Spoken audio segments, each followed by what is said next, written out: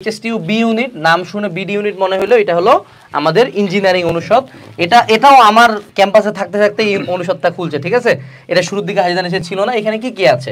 এখানে হলো food processing engineer, আমার এখানে একজন স্যার পড়াইতেন, তুহিন স্যার, উনি অলরেডি ওখানকার টিচার এখন। FPE, agriculture engineering, architecture, civil engineering, mechanical engineering, CSC, তারপর হলো ট্রিপলি, তারপর হলো ইসিই, এগুলো সবগুলোই আছে।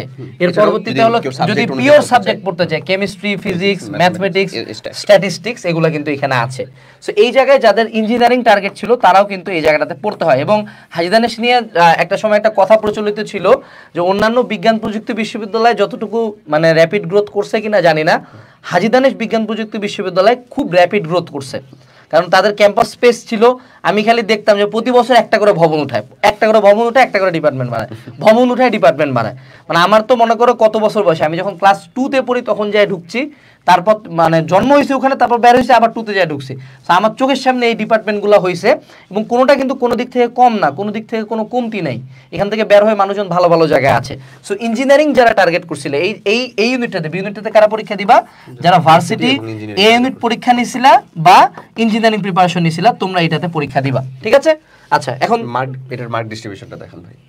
এটার মার্ক ডিস্ট্রিবিউশন আসলে এটার মার্ক ডিস্ট্রিবিউশনের ক্ষেত্রে কেন বলা হচ্ছে যে যারা মেডিকেলটা বিশেষ করে ভার্সিটি ইউনিট এবং ইঞ্জিনিয়ারিং এর প্রিপারেশন নিছিল তাদের জন্য বিশেষ করে দেখো ভাই, এক্স্যাক্টলি সবকিছু সেম থাকতেছে। যেটা তোমার এই ইউনিটে ছিল বায়োলজি, সেটা এখানে হয়ে যাচ্ছে হায়ার ম্যাথ। এখানে হায়ার ম্যাথ থেকে থাকতেছে হচ্ছে 25 মার্ক, বাদ বাকি কিন্তু সবকিছুই সেম।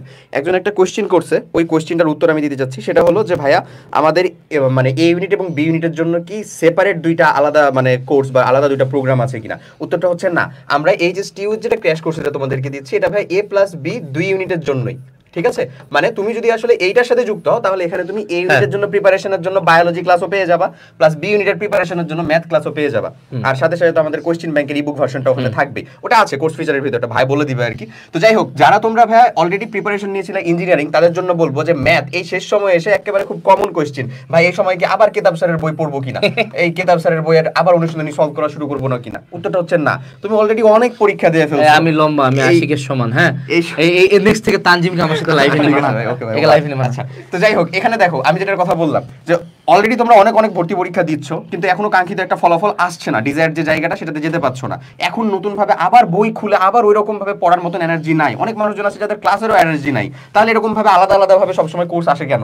আছে কারণ হচ্ছে সবকিছু গোছানো এক জায়গায় থাকে। সবকিছু তোমার যদি দরকার মনে হয় যে না ভাই কেউ একজন আমাকে গাইড করে পড়াচ্ছে ক্লাসে, তাহলে তুমি সেখানে ক্লাস পাবা। তোমার যদি মনে হয় না ভাই আমার এক্সাম দেওয়া দরকার, 100 স্ট্যান্ডার্ড এক্সাম দেওয়া দরকার, তুমি এখানে এক্সামে যুক্ত হতে পারবা। নাহলে সেপারেট এক্সাম ব্যাচের ভিতরে যুক্ত হতে হবে, হোয়াটএভার। এই যে এই সকল জিনিসগুলোর জন্য এটা নিয়ে আসা। আর আরেকটা কথা, সেটা হইলো কি করবা তাহলে? কেতাব স্যারের বইতে এখন এরকম ভাবে আবার বই খুলে সব অনুশীলনের ম্যাথ করার না, বিন্দু মাত্র প্রয়োজন নাই। একটা কাজ জাস্ট করতে হবে, সেটা হচ্ছে কনসেপ্টটা ধরবা ভাইয়া। কনসেপ্টটা যেখান থেকে তুমি ধরতে পারো, তোমার কাছে যদি মনে হয় যে না আমার কাছে কোনো আদার্স মানে আমার নিজের নোট আছে, সেখান থেকে আমি কনসেপ্ট করবো, ইচ্ছা কনসেপ্টটা ধরবা, এখানকার কুইবি সলভ করবা, এক্সাম দিবা। এই জাস্ট এতটুকুই কাজ। এই এতটুকুই কাজ আমি তুমি সব মানুষজনই করে। আচ্ছা, এখানে আমি একটা জিনিস বলে রাখি, অনেকে আছো যে ম্যাথ এখন সাডেন প্রিপারেশন নিতে যাচ্ছ, হ্যাঁ, ম্যাথ কোনো কালে সিরিয়াসলি দেখো না, এখন সাডেন প্রিপারেশন নিচ্ছ। সেক্ষেত্রে কি করবা? একাডেমিক ক্লাস করবা না? ওই টাইমই নাই তো বাবা। অলরেডি তোমার এখন হাতে গোনা হয়তো বা 15-20 দিন টাইম তুমি পাবা হার্ডলি। তো সেক্ষেত্রে তোমাদের সামনে হলো আমাদের একটা এইচএসটিইউ অ্যানালাইসিস বই আসবে, এটা লেখা চলতেছে। সো এইচএসটিইউ অ্যানালাইসিস বইতে যে কয়টা ম্যাথ আছে ওগুলোর সাথে থিওরি আমরা দিব, সেগুলো পড়লেই না। এর বাইরে যদি কোনো জায়গা থেকে পড়তে চাও, যে কোনো বাজারে যে কোনো ভার্সিটি এ ইউনিটের একটা গাইড কিনো, ওখান থেকে ম্যাথ যতটুকু সামর্থ্যে কুলায়, এইটা লিখে দিলাম কিন্তু সামর্থ্যে কুলায়। এখন যদি চিন্তা করো যে না আমি এখন ভাস্কো দা গামা হব ম্যাথের, ঠিক আছে, হবে না। পাস তোমার টার্গেট হলো যে যদি 25 হয়, 25-এর মধ্যে যদি আল্লাহ 15+ নাম্বার